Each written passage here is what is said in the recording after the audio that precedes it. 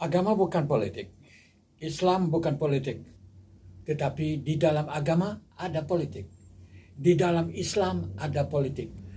Namun begitu memperalatkan agama, memperalatkan Islam, memperalatkan Al-Quran dan memperalatkan hadis tidak patut dilakukan untuk tujuan politik. Hamba ada cerita untuk dipersembahkan.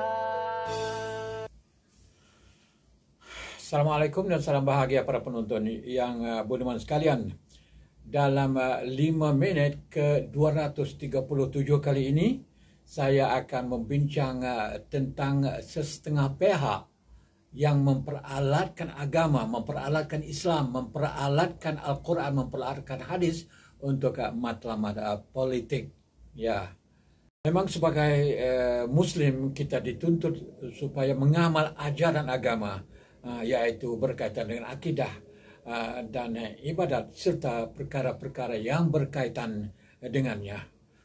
Dan kita juga dituntut supaya mengamal ajaran Islam yang lebih menyeluruh, yaitu mencakupi ajaran agama dan ajaran yang lebih dari agama berkaitan dengan kehidupan di dunia ini, bermula dari rumah sehingga kepada masyarakat dan negara serta dunia secara keseluruhannya. Ini sudah pasti dituntut begitu.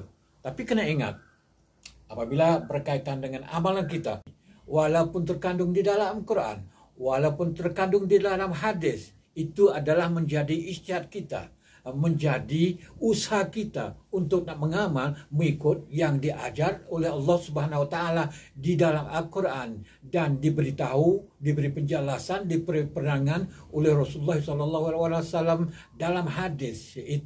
Jadi walaupun itu merupakan hukum Tuhan dan hukum Nabi, tapi apabila kita mengambil melaksananya sendiri, itu menjadi hukum kita. Sebab kita melaksanakannya ikut kemampuan kita, ikut konteks yang kita hidup di dunia ini.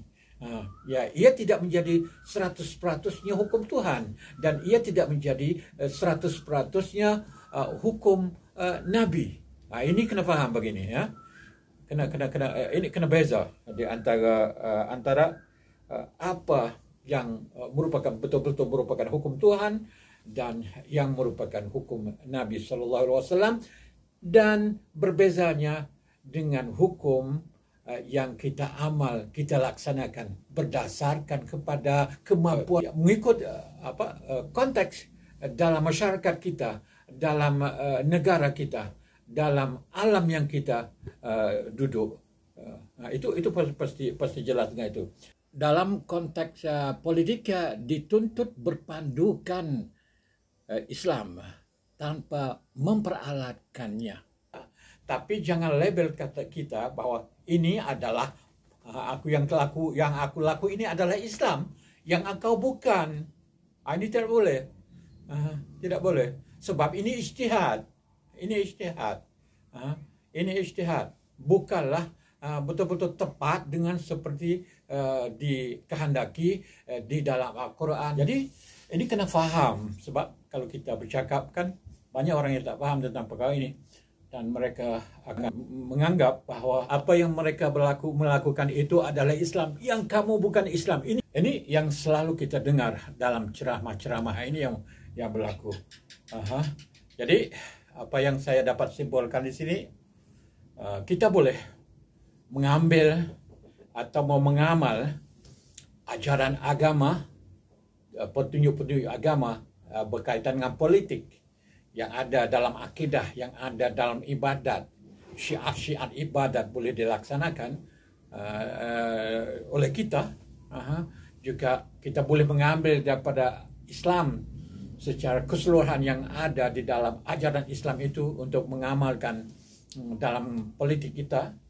Dan kita juga boleh mengambil hadis, ajaran daripada hadis untuk melaksanakan dalam konteks kita. Tapi kita tidak boleh menganggap bahwa itulah Islam, kerana itu merupakan ijtihad kita.